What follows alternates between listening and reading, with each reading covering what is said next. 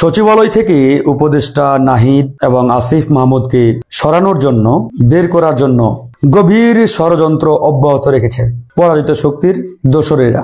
এটি কিছু বলার নাই আসলে, যা হচ্ছে এই জন্য বাংলাদেশটা স্বাধীন হয়েছিল কিনা জানি না। খুব কষ্ট হয় যে এত বড় ঘটনার পরেও এই দেশের মানুষ যা যা চেয়েছিল তার কোনো কিছুই হচ্ছে না। আপনি দেখেন, ডক্টর মোহাম্মদ ইউনূস স্যারকে নিয়ে যে ভয় ছিল সেটাই হয়ে গেল। আমি আসলে প্রথম দিন থেকে ডক্টর মোহাম্মদ ইউনূস স্যার ক্ষমতা গ্রহণের সচিবালয়ে আগুন লেগেছে নাহিদ এবং শুধুমাত্র আসিফের কার্যালয়ে। অবশ্যই সিদ্ধান্ত নেওয়া হয়েছে তাদের কার্যালয়টি অন্য জায়গায় নেওয়া হবে, তারা অন্য জায়গায় কাজকর্ম চালিয়ে যাবে। এতে করে প্রমাণিত হচ্ছে যে সরকারের রিপোর্ট দিয়েছেন যে এখান থেকে সাধারণভাবে আগুন লেগেছে শর্ট সার্কিট থেকে। বোঝা যাচ্ছে যে অনেকে মনে করছেন সরকার নিজে আগুন দিয়েছে শুধুমাত্র এই সচিবালয় থেকে আসিফ নাহিদকে বের করার জন্য। দর্শক, আসলে কি এমন হতে পারে? তো আমরা দুইটা আলোচনা শুনবে বিষয় নিয়ে, দুইটা আলোচনা শুনলে বুঝতে পারবো যে আসলে আসিফ নাহিদকে নিয়ে এই আসিফ নজরুল্লাহ কত ভয়ঙ্কর ষড়যন্ত্র করছে। সচিবালয় থেকে উপদেষ্টা নাহিদ এবং আসিফ মাহমুদকে সরানোর জন্য বের করার জন্য গভীর ষড়যন্ত্র অব্যাহত রেখেছে পরাজিত শক্তির দোসরেরা।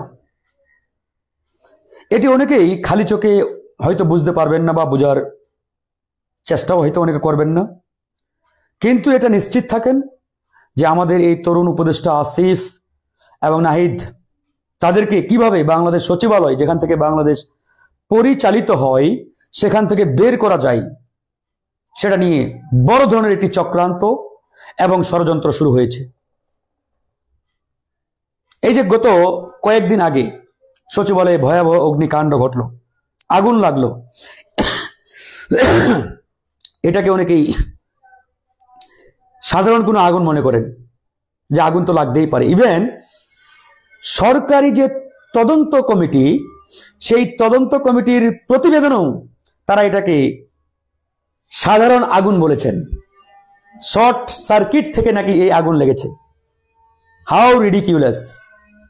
চিন্তা করে দেখুন, এটা নাকি শর্ট সার্কিট থেকে। এবং তারা বেশ কিছু সিসিটিভি ফুটেজ মিডিয়াতে ছেড়েছেন, যে সিসিটিভি ফুটেজগুলো আমি দেখলাম, প্রত্যেকটি ফুটেজে কাটপিস করা ভিডিও, মানে একটাও পুরোপুরি সিসিটিভি ফুটেজ প্রচারিত হয় নাই বা পাবলিক হয় নাই। এখন এই যে আমি বললাম যে উপদেষ্টা নাহিদ এবং আসিফকে সচিবালয় থেকে বের করার একটি গভীর ষড়যন্ত্র এবং চক্রান্ত শুরু হয়েছে। কেন তারা এই আসিফ এবং নাহিদদের সচিবালয় থেকে বের করতে চায়? কারণটি পরিষ্কার। এই সচিবালয়ে এখন পর্যন্ত ৯৫% চেয়ারে খুনি হাসিনা এবং তার দোসররা বসা, ভারতীয় রয়ের দালালরা বসা, এবং তারা ভালো করেই জানে এই সচিবালয় যতক্ষণ আমাদের নিয়ন্ত্রণে থাকবে ততক্ষণ বাংলাদেশ আমাদের নিয়ন্ত্রণে, আমরা যা বলবো তাই হবে। বাস্তবিক অর্থে তাই হচ্ছে। আওয়ামী লীগের কয়েকজন গ্রেপ্তার হয়েছে, এখন পর্যন্ত হয় নাই। সারা বাংলাদেশে নানান সংকট, ঝুঁকি, এটা সেটা, কেন কেন হচ্ছে? কারা করছে? ওই সচিবালয় থেকে নির্দেশ। এখন প্রশ্ন করতে পারেন ভাই যে তাদের কেন সচিবালয় থেকে বের করতে তারা ষড়যন্ত্র করছেন? তাদের উদ্দেশ্যটা কি? লাভটা কি? লাভ আছে, ফায়দাও আছে। দেখুন, আসিফ এবং নাহিদ তারা তরুণ, ইয়াং, তাদের ভুল আছে, ত্রুটি আছে, আমি অস্বীকার করছি না, কিন্তু তাদের মধ্যে একটা স্পিরিট আছে, উদ্যম আছে নতুন বাংলাদেশ বিনির্মাণের। এই উদ্যমটাকে, এই স্পিরিটটাকে ওরা ধ্বংস করতে চায়, নষ্ট করতে চায়। ওরা জানে এই তারুণ্যের শক্তিটা ইউনাইটেড হলে, একতাবদ্ধ হলে, এগিয়ে গেলে এই যে ভারতীয় চর রয়ের দালাল যারা, এদের যে রাম রাজত্ব, বাংলাদেশকে লুটপাট করে খাওয়ার যে মিশন, এটা তারা বাস্তবায়ন করতে পারবে না, সাকসেস করতে পারবে না। এজন্যই মূলত তারা পরিকল্পিতভাবে আমাদের তারুণ্যের শক্তিগুলোকে বিভাজিত করে রাখার চেষ্টা করছে, ফ্র্যাকশনের মধ্যে রাখার চেষ্টা করছে, আর আমাদের এই উপদেষ্টা নাহিদ আসিফদের পরিকল্পিতভাবে ড্যামেজ করার একটা অশুভ চিন্তা তারা বাস্তবায়নের চেষ্টা করে যাচ্ছে। একবারই পরিষ্কার। আমি যদি কয়েকটা প্রমাণ দেখাই আপনারা আরো ক্লিয়ার হয়ে যাবেন। এই যে আগুনটি লাগলো সচিবালয়ে, আপনারা দেখেছেন না আগুনটি কোথায় লাগছে? একটা বিল্ডিং, এবার দুটি জায়গায়। সে দুটি জায়গায় কোথায়? আসিফের দপ্তর, নাহিদের দপ্তর, মানে তারা যেখানে বসে ঠিক সেই জায়গাটিতে টার্গেট করে আগুনটি লাগানো হয়েছে। শর্ট সার্কিট হলে হঠাৎ করে একই বিল্ডিং এর দুটি দপ্তরে, অর্থাৎ আসিফের মন্ত্রণালয়, নাহিদের মন্ত্রণালয়, এই দুটি জায়গাতে লাগবো, আর অন্য কোথাও শর্ট সার্কিট হলো না। কিন্তু আমাদের দুঃখের বিষয়, এই যে তদন্তকারী সংস্থা বা কমিটি, এরা যে প্রতিবেদনটা দিল, এই প্রতিবেদন কতটুকু গ্রহণযোগ্য আই ডোন্ট নো। তবে আমি মনে করি এটি পরিষ্কারভাবে একপেশে এবং বায়াসড একটি প্রতিবেদন। হয়তো এই প্রতিবেদনও ভারতীয় চোররা চাপ দিয়ে তাদেরকে দিয়ে করিয়েছে। গতকাল রাতে হঠাৎ করে শুনলাম আসিফ এবং নাহিদদের অফিস করার জন্য নাকি ওই সিটি কর্পোরেশন ভবনগুলোতে তাদের দপ্তর মানে ঠিক করা হচ্ছে, রেডি করা হচ্ছে। ভেরি ডেঞ্জারাস, একবারেই বিপজ্জনক। আসিফ নাহিদদের আমরা কালকেই জানিয়েছি, তোমরা অফিস করবা সচিবালয়ে, প্রয়োজনে ব্রান্দায় করবা, সামনের মাঠে করবা, অফিস সচিবালয়ের ভিতরে যে ফাঁকা জায়গাগুলো আছে সেখানে তাঁবু টাঙিয়ে ডেস্ক বসিয়ে সেখানে অফিস করবা। তারপরেও সচিবালয়ের বাইরে তোমাদের দপ্তর নিয়ে যাওয়া না। পরিষ্কার, তারা এসব পুড়িয়ে জ্বালিয়ে দিয়ে তাদেরকে এখন সচিবালয়ের বাইরে অফিস করার জন্য নিয়ে যাওয়ার জন্য চেষ্টা করছে। নাহিদ আসিফদের সচিবালয় থেকে বের করতে পারলেই তাদের ষোলকলা পূর্ণ হয় এবং অশুভ যে চিন্তা, যে মিশন, সেটা তারা বাস্তবায়ন করতে পারে। একবারই পরিষ্কার। আসিফের দপ্তর যদি সচিবালয়ের বাইরে যায়, নাহিদের দপ্তর বাইরে যায়, এরপরে তো আর কেউ ওখানে এভাবে থাকলো না। তরুণদের মধ্যে থেকে সব তারা রাম রাজত্ব একবারে তাদের মতো করে ঢেলে সাজাবে, কাজ করবে।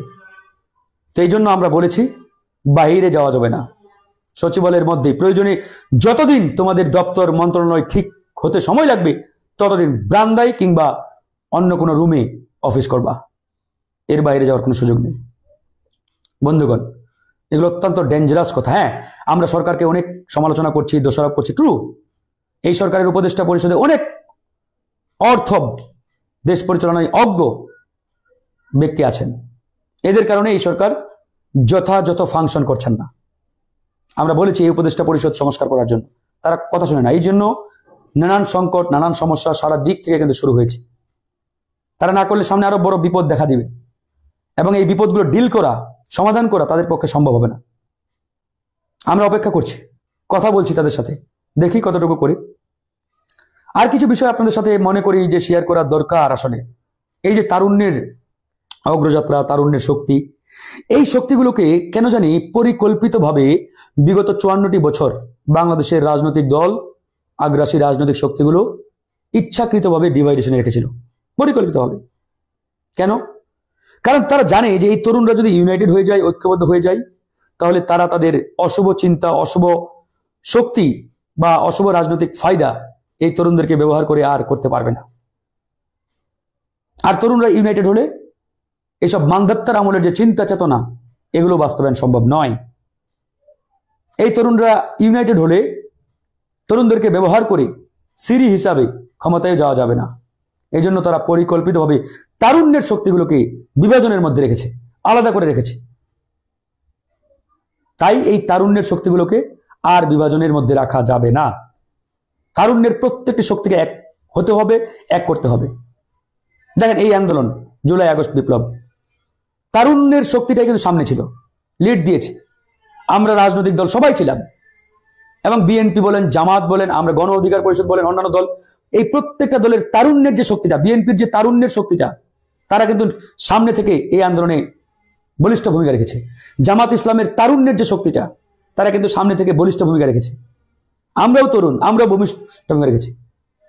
তাই আমরা চাই তারুণ্যের যে শক্তিগুলো আছে, এগুলো যদি ইউনাইটেড হয়, এক জায়গায় আসে, এই বাংলাদেশকে নতুন করে বিনির্মাণ করতে বেশি সময় লাগবে না।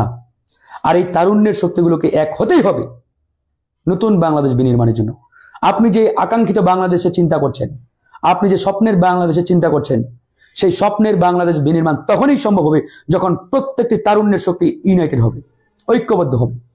এখন তারুণ্যের শক্তিগুলো ছড়িয়ে ছিটিয়ে নানাভাবে বিভাজিত, আর বিভাজিত থাকা যাবে না। আমরা নতুন বাংলাদেশ বিনির্মাণ করতে চাইলে তারুণ্যের এই শক্তিগুলোকে যদি এক করতে পারি, ঐক্যবদ্ধ করতে পারি, আমার দৃঢ় বিশ্বাস নতুন বাংলাদেশ, তারুণ্যের বাংলাদেশ বিনির্মাণ করতে আমাদের বেশি সময় লাগার কথা না, এবং লাগবেও না ইনশাআল্লাহ। তাই আমরা সম্মিলিতভাবে তারুণ্যের সেই বাংলাদেশ বিনির্মাণ করতে পারবো। আপনাদের সবাইকে নিয়ে আমরা এক নতুন বাংলাদেশ জনগণকে উপহার দিতে পারবো। তাই আসুন, দল মত নির্বিশেষে আমরা তারুণ্যের এই শক্তিগুলোকে এক করি, ঐক্যবদ্ধ হই। আমাদের ভুল আছে, ভুল থাকতে পারে, আমরা তো মানুষ, ফেরেশতা না, মানুষেরই তো ভুল হয়। ভুল শুধরাই দিবেন, ভুল শুধরে আমরা একসাথে ঐক্যবদ্ধ হয়ে সামনে কাজ করতে চাই। আমাদের সেই মানসিকতা আছে। ভুল করলে আমরা শুধরাই নিব, ক্ষমা সুন্দর দৃষ্টিতে আপনারা দেখবেন। তারপরেও আমরা বলি, ছোট ছোট ব্যক্তি স্বার্থ ফেলে দিয়ে, ছুঁড়ে ফেলে দিয়ে আমরা যদি দেশ ও জাতির বৃহত্তর স্বার্থে ঐক্যবদ্ধ হই, তারুণ্যের শক্তিগুলোকে এক করতে পারি, আমার দৃঢ় বিশ্বাস এই বাংলাদেশ নতুন করে গড়ে উঠবে। বিশেষ করে আমরা যারা 18 কোটা আন্দোলনের ছিলাম সম্মুখ সারিতে, 24-এ যারা নেতৃত্ব দিয়েছেন, এই দুটো শক্তি যদি ঐক্যবদ্ধ হতে পারে এবং এর সাথে আরো যে তারুণ্যের শক্তিগুলো, আমার দৃঢ় বিশ্বাস এই বাংলাদেশ নতুন করে বিনির্মাণ হতে সময় লাগবে না। যাই হোক, দল মত নির্বিশেষে আমরা আসুন নতুন বাংলাদেশ বিনির্মাণে একসাথে কাজ করি। আমরা জনগণকে নতুন বাংলাদেশ উপহার দিতে চাই। আর কোনো চাঁদাবাজি, টেন্ডারবাজি, খুন, রাহাজানি, প্রতিহিংসা, এই রাজনীতি আমরা দেখতে চাই না। আমরা এখন নতুন বাংলাদেশ চাই, নতুন বাংলাদেশকে উপহার দিতে চাই। ভালো থাকবেন। আজকে জুম্মাবার, এখনই আজান হবে। সকলকে জুম্মাবারের শুভেচ্ছা, মোবারকবাদ। ইনশাআল্লাহ আমরা এক নতুন বাংলাদেশের স্বপ্ন দেখছি, সেটা বিনির্মাণ হবে। আসসালামু আলাইকুম ওয়া রাহমাতুল্লাহ। সম্মানিত দর্শক, সমন্বয়ক বা জুলাই আগস্ট বিপ্লবের যারা ছাত্র নেতা ছিলেন, তাদেরকে ঘিরে এই সময়টিতে যে রাজনৈতিক বিতর্ক তৈরি হয়েছে, যে সম্ভাবনাটা দেখা দিয়েছিল জুলাই আগস্ট বিপ্লবের পর, সেই সম্ভাবনাটি বিতর্কিত হতে হতে এখন পুরো দেশ এবং জাতির জন্য রীতিমতো বুমেরাং হয়ে পড়েছে। বাংলাদেশের ছাত্র সমাজকে নিয়ে 2024 সনের জুলাই এবং আগস্টে যে উৎসাহ দেখা দিয়েছে, উদ্দীপনা দেখা দিয়েছিল, তারা যেভাবে আশা, ভরসা, শ্রদ্ধা, ভালোবাসা, এ সকল একটা বিমূর্ত প্রতীকে রূপান্তরিত হয়েছিল, যেটি কখনোই আমাদের যে জ্ঞাত ইতিহাস রয়েছে সেটি 1952 থেকে আজ অবধি এই সুদীর্ঘ কালের মধ্যে 2024 সনের জুলাই আগস্টের বিপ্লবের নায়ক বা সমন্বয়ক যারাই আছেন, তারা সবাই অতিমাত্রায় গুরুত্ব পেয়েছিলেন আমাদের নিকট। তারা আমাদের এতটা আদরের ধন ছিলেন, আমরা কখনো তাদের পিতার নাম জানতে চাইনি। তারা কোন বিষয়ে পড়াশোনা করেছে, কোথা থেকে এসেছে, তাদের গায়ের রং কি, পোশাক কি, আর্থিক অবস্থা কি, চরিত্র কেমন, বা তাদের যে রাজনীতি, সেই রাজনীতির ইতিহাসের কতটুকু আমরা জানি বা জানতে চাই, বা কতটুকু বর্ণাঢ্য ইতিহাস রয়েছে, এসব নিয়ে আমাদের যে খুঁতখুঁতে বাঙালি স্বভাব, আমরা সব কিছুর মধ্যেই হেতু খুঁজি। এবং আমাদের দেশে এই যে বিয়ে শাদী থেকে শুরু করে সব জায়গাতে আমরা সব কিছু যেভাবে খুঁটিয়ে খুঁটিয়ে দেখি, পাত্রী হাঁটতে পারেন কিনা, নাচতে পারেন কিনা, গাইতে পারেন কিনা, বংশ কেমন, মাতুল বংশ কেমন, তারপরে পিতৃবংশ কেমন, ফুপা ফুপু এদের কি অবস্থা, এবং একই অবস্থা পাত্রপক্ষের ক্ষেত্রেও এখন পর্যন্ত খোঁজখবর নেওয়া হয়। যারা রাজনীতিতে ইলেকশন করতে যান, টাকা পেলেন কোথায়, বাবার নাম কি, দাদার নাম কি, তারপর ঘুষ খেয়েছেন কিনা, দুর্নীতি করেছেন কিনা, অর্থাৎ একটা মানুষকে কোষ্টি পাথরে যাচাই করার জন্য যেভাবে ঘষা দরকার, যেভাবে উল্টানো দরকার, পাল্টানো দরকার, আমাদের রাজনৈতিক অঙ্গন মূলত ওভাবেই প্রশ্ন করে করে একজন নেতাকে তার নেতৃত্বের জায়গায় বসায় এবং ওভাবেই মূল্যায়ন করে।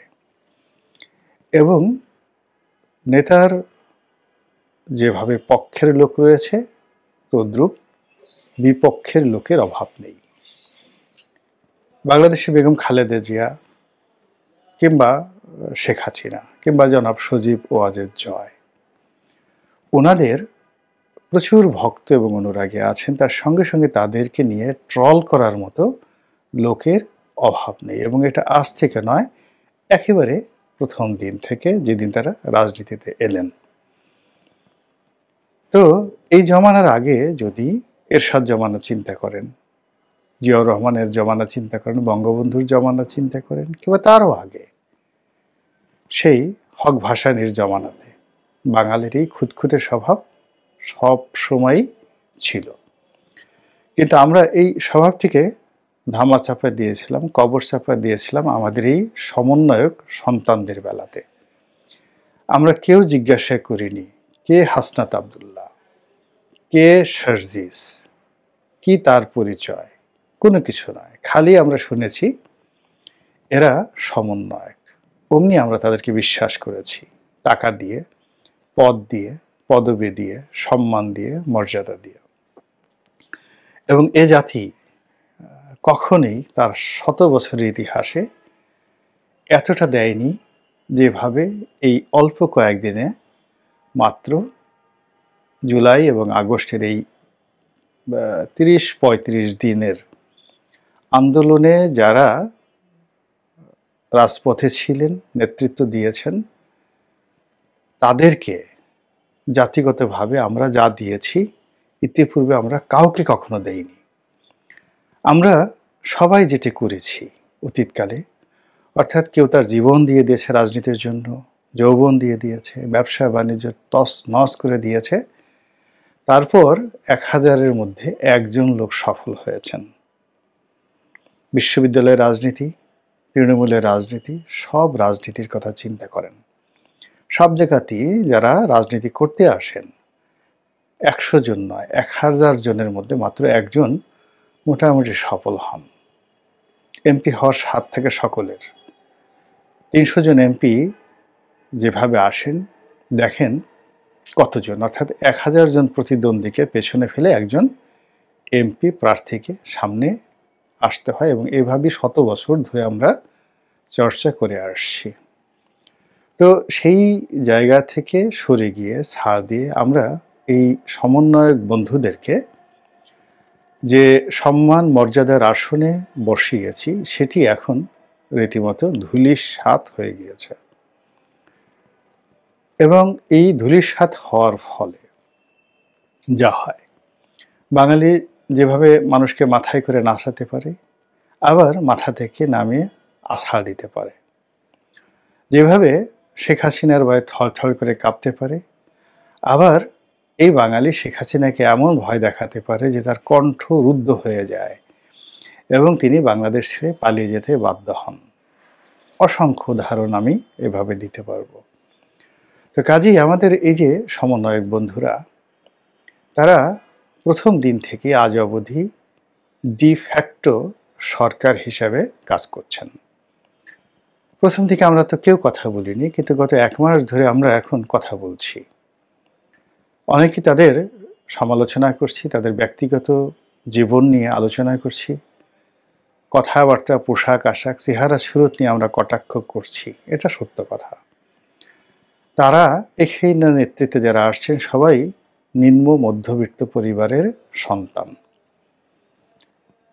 গাড়ি তো দূরের কথা, একটা মোটর সাইকেল তাদের কারো ছিল, এরকম নজির আমার জানা নেই।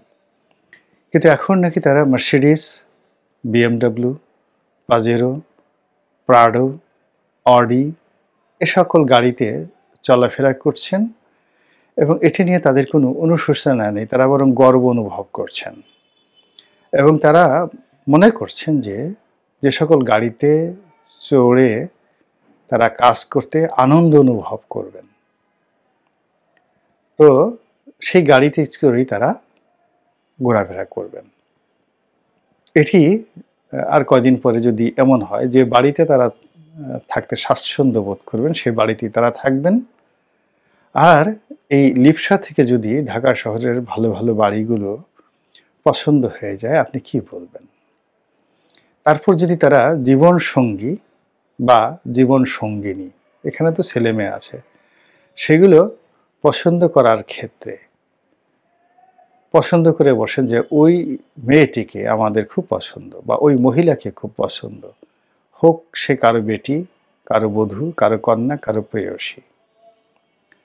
এখন তারা যদি স্বাচ্ছন্দ্য বোধ করেন, এই এখন গাড়ি যে লিপসা, এই লিপসাটা যদি চলতে থাকে, তাহলে সামনে আপনি কি বলবেন? পোশাক আশাকের ক্ষেত্রে তদ্রূপ, আর অনেক কিছুর ক্ষেত্রেই এই কথাগুলো বলা যেতে পারে। তো এখন প্রথম দিকে যেটি মনে হতো যে তারাই সরকার চালাচ্ছেন। এর কারণ হলো স্বয়ং ডক্টর মোহাম্মদ ইউনূস তিনি বলার চেষ্টা করেছেন এবং বলেছেন যে আমি ছাত্রদের দ্বারা নিয়োগপ্রাপ্ত, ছাত্ররাই এই আন্দোলন করেছে, তারাই দেশের মালিক, এবং তারা একটা রিসেট বাটনে চাপ দিয়ে দিয়েছে, ফলে নতুন একটা ইতিহাস রচিত হবে।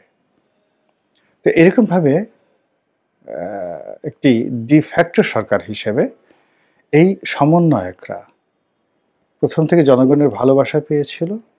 সেই ভালোবাসা ধীরে ধীরে কমতে থাকে, সঙ্গে সঙ্গে রাষ্ট্রের যে শক্তিমত্তা, যেটি শেখ হাসিনার হাতিয়ার ছিল, যেটিকে শেখ হাসিনা ব্যবহার করেছে, সেই শক্তিমত্তাটি এই সমন্বয়কদের পেছনে বিনিয়োগ করা হয়।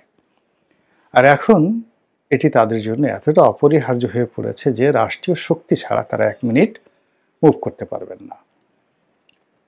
এরই মধ্যে যেটি হলো, তারা অনেক কিছু করতে চাইলেন। তারা মনে করলেন শেখ হাসিনাকে তাড়িয়েছেন, সুপ্রিম কোর্টের প্রধান বিচারপতিকে তাড়িয়েছেন, কত বড় বড় সচিবকে তাড়িয়েছেন, আইজিকে জেলে নিয়েছেন, সেনাবাহিনীর মেজর জেনারেল থেকে শুরু করে অন্য অনেককে জেলে নিয়েছেন, অনেককে গা ঢাকা দিতে বাধ্য করেছেন। তো সেখানে এই সমাজে রাম শাম যদুমধু তো নস্যি। তো তাদের সেই যে ডিফ্যাক্টো সরকার, সেই সরকারের যে মন এবং মানসিকতা, এটি এই 31শে ডিসেম্বরের পর এখন আর নেই। এখন তারা আর সরকার চালাচ্ছেন না, এখন মূলত সরকারই তাদেরকে চালাচ্ছে। আগে মনে করা হতো সরকার হলো সমন্বয়কদের বি টিম, আর এখন সমন্বয়করা হলেন সরকারের বি টিম। এবং সরকারের বি টিম হওয়া ছাড়া, ইভেন সরকার যদি বলে যে না, তোমাদেরকে আমাদের আর ভালো লাগে না, এখন তোমরা আর বি টিম নয়, সি টিম অথবা ডি টিম, তো সেই ডি টিম হিসেবে তোমরা এটা করো, ওটা করো, টেকনাফ যাও, তেঁতুলিয়া যাও, এভাবে কাজ করে, এভাবে কথা বলো। সেক্ষেত্রে সমন্বয়করা এখন এমন একটা জালের মধ্যে পড়েছেন যে ইচ্ছে করলে সরকার এবং রাষ্ট্রের যে জটিল চাণক্য নীতি, কূটনীতি, সেই কূটনীতির বাইরে ইচ্ছা করলেও তারা যেতে পারবেন না। ফলে কি হলো, তারা সব কিছু হারিয়েছেন, সব কিছু, এভরিথিং। আমি এই কথাটা আগে কখনো বলিনি, যেটি তারা এখন স্মরণ করতে পারেন। এখন ধরুন এই সমন্বয়কদের মধ্যে 10 জন শীর্ষ যারা সমন্বয়কে আছেন, তাদের কথা চিন্তা করুন, বা তাদের শিক্ষা দীক্ষা, পরিবার, বা এই সময়টিতে তাদের যে ম্যাচুরিটি, কর্মকাণ্ড, এইগুলোর সঙ্গে গণজাগরণ মঞ্চের 10 জন শীর্ষ যারা ছিলেন নেতা ইমরানের সরকারের নেতৃত্বে, তাদের কথা চিন্তা করুন।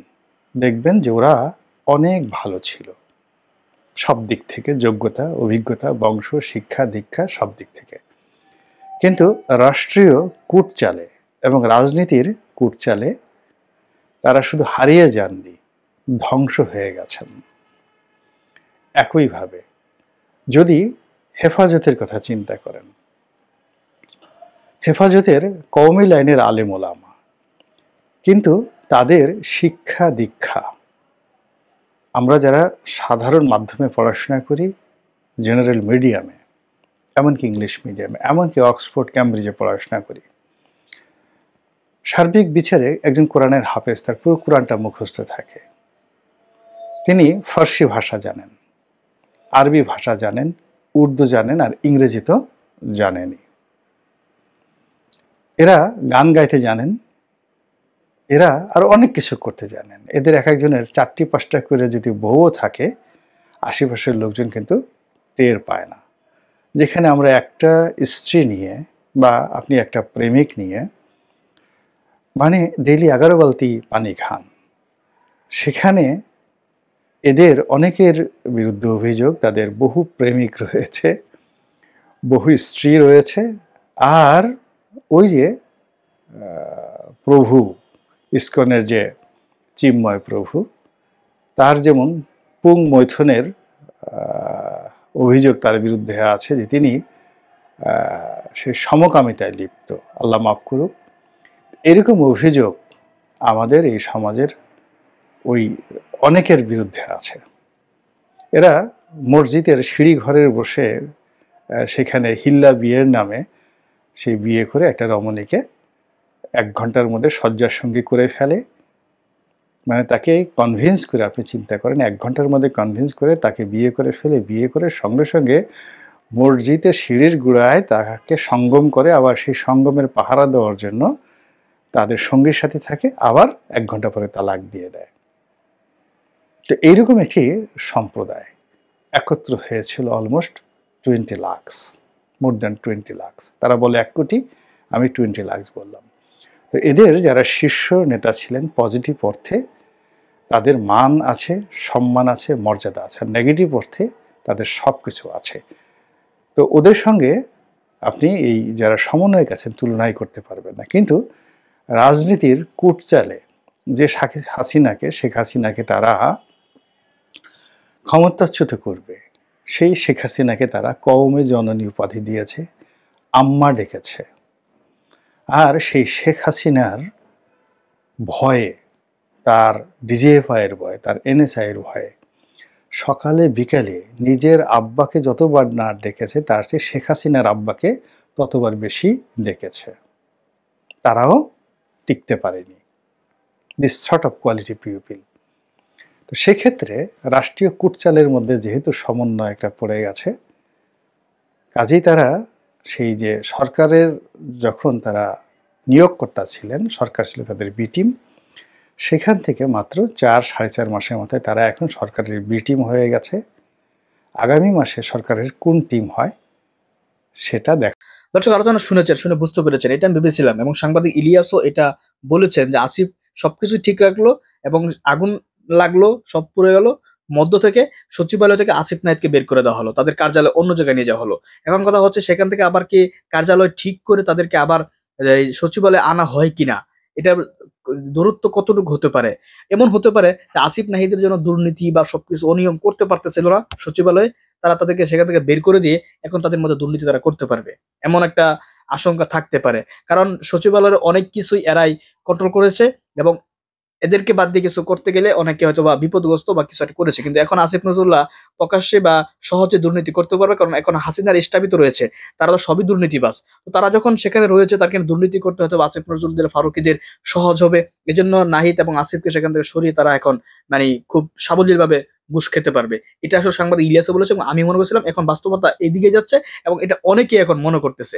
দর্শক, আপনারা আলোচনা শুনেছেন, এবং এই যে আগুন লেগেছে আমরা দেখেছিলাম কিভাবে পরিকল্পিত আগুন, 2টা রুমে আগুন, নাহিদ এবং আসিফের রুমে, 2টা রুমের দূরত্ব আমরা দেখেছিলাম। সবকিছু মিলিয়ে এতটুকু স্পষ্ট হয়েছিল যে এই আগুনটা একটা পরিকল্পিত আগুন, কিন্তু সে পরিকল্পিত আগুনকে সরকার তারা তদন্তের মাধ্যমে বললো এটা শর্ট সার্কেল থেকে হয়েছে। তো সবকিছু স্পষ্ট। তো আপনার মন্তব্য কমেন্ট বক্সে কমেন্ট করবেন।